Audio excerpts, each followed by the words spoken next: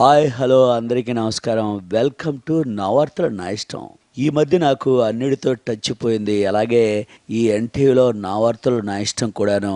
మరి కాంగ్రెస్ పార్టీ మీటింగ్లు అంటేనే మనకు బోరు కాబట్టి పెద్దగా నేను వెళ్ళడం లేదు. కాకపోతే రాహుల్ లాంటి లీడర్ వచ్చాక అనంతపురం వెళ్ళక నాకు తప్పలేదు.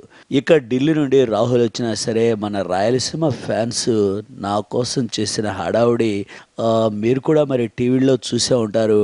మన ఫాలోయింగ్ చూసి రాహులే ఆశ్చర్యపడాడంటే నమ్మండి. కాకపోతే బాగా గ్యాప్ రావడం వల్ల నేను ముందే ఈ స్క్రిప్ట్ ప్రాక్టీస్ చేయడం మర్చిపోయాను. దాంతో స్పీచ్లో కొద్దిగా కన్ఫ్యూజన్ ఎక్కువైపోయి డైలాగ్స్ కాస్త తత్రబిత్ర అయ్యాయి. రాహుల్ బదులు రాజీవ్ గాంధీ అని ఈ నాలుక మడతేశాను. అయినా మన సినిమా టాలెంట్తో కవర్ చేశాను అనుకోండి, అది వేరే విషయం. ఇక రాహుల్ వచ్చాక నాకు కూడా ఎక్కడో ఏదో ఉత్సాహం తంతుందంటే నమ్మండి. కాకపోతే తమ్ముడు పవన్ కళ్యాణ్ కాంగ్రెస్ని తిట్టకుండా తిట్టడంతో నేను కూడా మరి హర్ట్ అవుతున్నాను. ఆ డీటెయిల్స్ చూసే ముందు ఒక్కసారి హెడ్లైన్స్ రఫ్ ఆడిస్తా. ఇది మీరంతా ఒక్కసారి హెడ్లైన్స్ మీ ఫేస్ టనిగించుకోండి. రాహుల్ టూలతో ఏపీ కాంగ్రెస్కు ప్రాణం లేసొచ్చింది. మూడు లేకున్నా నాకు కూడా ఉత్సాహం తన్నుకొచ్చింది. పాదయాత్రలో మన మెగా హంగామా అంతా ఇంత కాదు. హై కమాండ్ను డామేజ్ చేస్తే బాగోదని లెవెల్ తగ్గించుకోక తప్పలేదు. మన 150 సినిమాకు అన్ని అపశకునాలే. డైరెక్టర్ స్టోరీ రెండిట్లోనూ మెగా డీలేలే. Now news in detail. Anantapuram టూర్లో మనం మైకు పెడితే చాలు జనం కేరింతలంటే కేరింతలు. మన మెగా ఫ్యాన్స్ దాడికి పాపం రాహుల్ ఎక్కడ ఫీల్ అవుతాడని చెప్పి నేను ఫీల్ అయ్యానంటే నమ్మండి. సరే ఏదునా కూడాను రాహుల్ రాక మా అందరికీ కాక పుట్టించినటువంటి ఉత్సాహాన్ని తెచ్చింది. లేకుంటే ఎడారిలో నీళ్ళ కోసం తిరిగే వాళ్ళ మొహం వాడిపోయిందంటే నమ్మండి. Okay, Chiramji ji. But what did you do in Anantapur Padayatra? Rahul కన్నా ఎక్కువ పాపులారిటీ కొట్టేయాలి అనుకుంటున్నారు కదా. I don't like this. జనాములు రాహుల్ కాళ్ళు మొక్కుతుంటే మీరు కూడా పక్కనే ఉండి మొక్కించుకున్నారుట. మీరు ఫోటోస్ సెల్ఫీస్ అనుచు పాదయాత్రను సినిమా షూటింగ్ వాళ్ళే చేశారని విన్నాము. I don't like all this. Rahul Babu మాట్లాడుచుంటే మీరు సుబ్బారామిరెడ్డి జనాములకు చేతులు వేవ్ చేస్తూ you did a lot of హంగామా అని మాకు తెలిసినది. అంటే అది మేడం మామూలుగా మనకు ఫాలోయింగ్ విపరీతంగా ఉంటుంది. కాంగ్రెస్ లోకి వచ్చాకే ఉన్నదంతా కొట్టుకుపోయింది. ఈ మధ్య ఎందుకో మళ్ళీ అభిమానులు నా కోసం గొడవ చేస్తూ ఉన్నారు. ఇక మన రాహుల్ ఎక్కడా ఇబ్బంది పడకుండా ఉండాలనేదే నా ఉద్దేశం. అందుకే నేను పక్క నుండి మరీ ఎంకరేజ్ చేశానంటే నమ్మండి. హో, మీరు ఎంకరేజ్ చేశారో డిస్కరేజ్లు చేశారో తెలుస్తోంది కదా. రాహుల్ బేటా కన్నా ఎక్కువగా క్లాప్స్ కొట్టించుకొని సినిమా డైలాగ్స్ చెప్పారు అని విన్నాము. దేర్ ఫోర్ మీ టాలెంట్ ను సీట్లు గెలవడంలో చూపించండి. ఇఫ్ నాట్ వచ్చిన జనములు రాహుల్ కొరకు కాకుండా మీ కొరకు వచ్చినట్టుగా ఉంటుంది. హలో చిరంజీవిజీ, నేను రైతులను పరామర్శిస్తూ ఏడుస్తుంటే మీరు వాళ్లతో నవ్వుకుంటూ ఫోటోలు దిగారు. What is this? నేను గమనించలేదని చెప్పి అనుకుంటున్నారా ఏంటి? ఫారిన్ ట్రైనింగ్ లో పక్క వాళ్ళు ఏం చేస్తున్నారో కూడా చూడాలని నాకు వాళ్ళు చెప్పారు. మీకు ఇంత ఫాలోయింగ్ ఉందని తెలిస్తే వెనకాల కూర్చోమనేవాడిని. కానీ మీరు మాట్లాడుతుంటే రాజీవ్ గాంధీ ఇందిరాగాంధీ అని ఏదేదో అన్నారు. మీకు కూడా నా మాదిరిగానే కన్ఫ్యూజన్ ఎక్కువగా ఉన్నట్లు నాకు అర్థమైంది.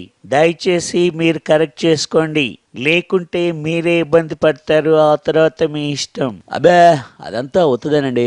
ఏంటో ఎరక్కపోయి ఇరుక్కున్నట్టుగా అయిపోయింది నా పరిస్థితి. మనల్ని మన ఫేస్ వాల్యూని చూస్తే చాలు జనం విరగబడి మరీ వస్తారు. కానీ ఓటేంట్రా మగడా అంటేనే ఎవరు ఓటేయడం లేదు. దీన్ని మనం సెట్ చేయాల్సిందే. ఏదేమైనా సరే రాహుల్ గాంధీ గారు వచ్చాక మన పార్టీకే కాదు మరి నాలో కూడా ఎక్కడో స్పార్క్ రగులుతుందంటే నమ్మండి.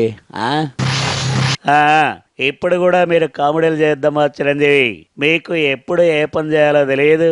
ఆ రాహులకు ముద్దపప్పు. ఆయనకు తెలియకపోవచ్చు కానీ కనీసం మీరైనా చెప్పాలి. ఇక్కడ పుష్కర పనుల్లో మేమంతా బిజీగా ఉంటే ఏదో ఊరు చివరిలో పెళ్లి మాదిరిగా అక్కడ సీమలో 4 డైలాగులు వేసిపోవడం ఏమిటి? ఇది కూడా నువ్వు గోదావరిలో పితృదేవతలకు పిండాలు పెట్టి నదిలో కలపకుండా కాకులకు వేసినట్టుగా అయింది. ఏదో మన చిరంజీవికి సంబంధించిన పిండాలని చెప్పి మా వాళ్ళు జాగ్రత్తగా తీశారంట. ఇక మీ కాంగ్రెస్ పార్టీకి ఆదరణ పెరుగుతా ఉందని మేం మాత్రం అనుకోవడం లేదు.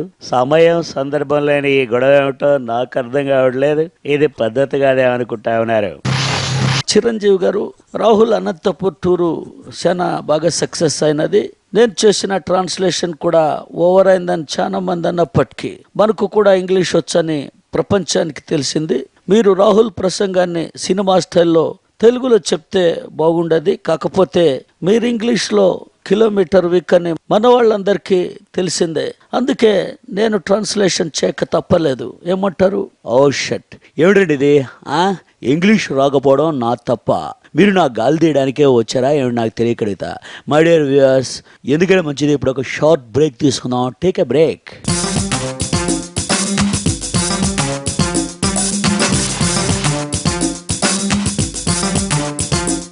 వెల్కమ్ బ్యాక్ టు నా వార్తలు నా ఇష్టం. మన రాహుల్ బాబు నేషనల్ లీడర్లకే కాదు, లోకల్ నాయకులకు కూడా ఎంత గడ్డి పెట్టిపోయాడంటే నమ్మండి. ఇక పార్టీ మారిన నాయకులకైతే పాపం చెప్పాలంటేనే నాకు నవ్వు వస్తుంది. ఇక ఏపీ సమస్యలను ఢిల్లీలో కూర్చొని పరిష్కారం అయ్యేలా ఫైట్ చేస్తామని చెప్పి కూడా అన్నారు. ఈ ఒక్క ముక్క చాలు మనం ఇతర అపోజిషన్ పార్టీలన్నింటినీ నలిపేయడానికి. ఏంటంటే ఢిల్లీ నుండి పిలిపించి మీరంతా కూడా కలిసి దాంతో నన్ను తిట్టించడం ఏంటండి? మరి ఆ మాటకు వస్తే ఎవరు మారలేదండి? మీరు మాత్రం పార్టీని ఇందులో కలపలేదా ఏంటి? టైం బ్యాడ్ అయిపోయి దాంతో మునిగిపోయాం. మీరు మాత్రం చిల్లు పదవికి మాటలు వేసుకుంటూ వెళ్తా ఉన్నారు. వెళ్ళండి, ఎవరు వద్దన్నారండి నాకు తెలియగలిగితే. కానీ అందరూ కూడా నన్ను అవకాశం అని చెప్పి అనడం ఏంటంటే అది మాత్రం నాకే మాత్రం బాగోలేదు. దయచేసి మీరు ఆలోచన చేయాలా.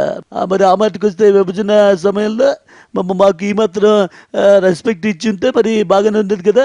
అపాయింట్మెంట్ కోసం జంతర్ మంత్రి దగ్గర పల్లీలు తినుకుంటూ కూర్చున్నాం. ఇప్పుడు తిరిగితే ఏంటి లాభం అండి నాకు తెలియగలిగితే? ఏంటండి ఈ మాటలు? అబ్బా బొత్స గారు, పార్టీ మారాక అలాగే తిడతారు. అవకాశం లేదని అవకాశం కోసం వెళ్ళే వాళ్ళను అవకాశవాదులు అంటారని మీరే కదా గతంలో నాకు చెప్పారు. మీకు అంత పౌరుషం కనుక ఉన్నట్లయితే ఈ స్పెషల్ స్టాటస్ కోసం ఢిల్లీ వీధుల్లో పోరాడదాం రండి, కమాన్. మీ జగన్ ఆ టీడీపీ వాళ్ళు ఎందుకు భయపడుతున్నారో మా రాహుల్ కూడా అర్థం కావట్లేదంటే నమ్మండి. అన్నట్టు మళ్ళీ కలిస్తే మా రాహుల్ బాబుకి ఏం చెప్పమంటారు ఏంటి?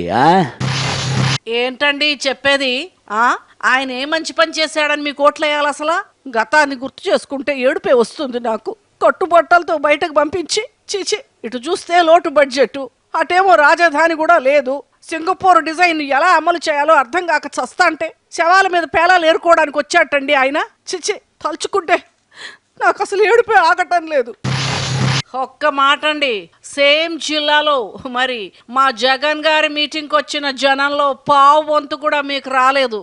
అలాంటిది మీరు మా జగన్నే విమర్శిస్తారా? మరి మా జగన్ అన్న అయితే ఇల్లు తిరిగి ఒక్కొక్కరిని హత్తుకొని ముద్దాడి వారి కష్టాలను క్లోజప్ లో కూడా విని తీరుస్తానని కూడా హామీ ఇచ్చాడండి. మరి మీరందరినీ ఒక్క దగ్గరికి పిలిచేసి స్పీచ్లు ఇచ్చేస్తే చచ్చిపోయిన మీ పార్టీ లేచి బ్రేక్ డాన్స్ చేస్తుందా? అయినా మాకు మోడీ గారంటే ఎందుకండి భయం?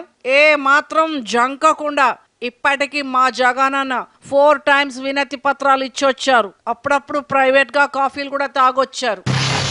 ఏంటనా ఇది? నువ్వు అసలు ఆ పార్టీలో చేసేదేంటి? కమాన్ చెప్పనయా, చెప్పు. అందరితో తిట్లు పడ్డం తప్పితే నువ్వు చేసేదాని ఉందా? హాయిగా నా పార్టీలోకి రా. నేను షూటింగ్లో బిజీగా ఉన్నప్పుడు నువ్వు ప్రెస్ మీట్లు పెట్టొచ్చు. నువ్వు బిజీగా ఉన్నప్పుడు నేను ఎరగతీస్తా. ఇద్దరం బిజీగా ఉంటే ట్విట్టర్ ఉండనే ఉంది. అందరినీ కలిపి తిడదాం. అసలు నువ్వు తిట్టించుకునే పార్టీని వదిలిపెట్టమంటే వినవేంటి? ఏంటి కళ్యాణ్, ఏమిటిది? నువ్వు అసలు మా పార్టీని ఎందుకు తిడుతున్నావు? ఇప్పుడు మేము ఓడిపోయామాయ్. గెలిచి ప్రజా సమస్యలను తీర్చని వాడు తిట్టు, కానీ ఇలా చచ్చిన పాముని ఇంకా చంపడం మాత్రం ఏమాత్రం బాగోలేదు కళ్యాణ్. ఎవడో వీడు మన మాట వినడు.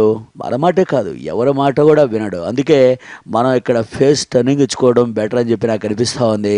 ఆ రకంగా చూస్తే బులెటిన్ వెంటనే క్లోజ్ చేస్తున్నాను, ఏమనుకోవద్దు. మీరు మాత్రం keep watching NTV for my updates.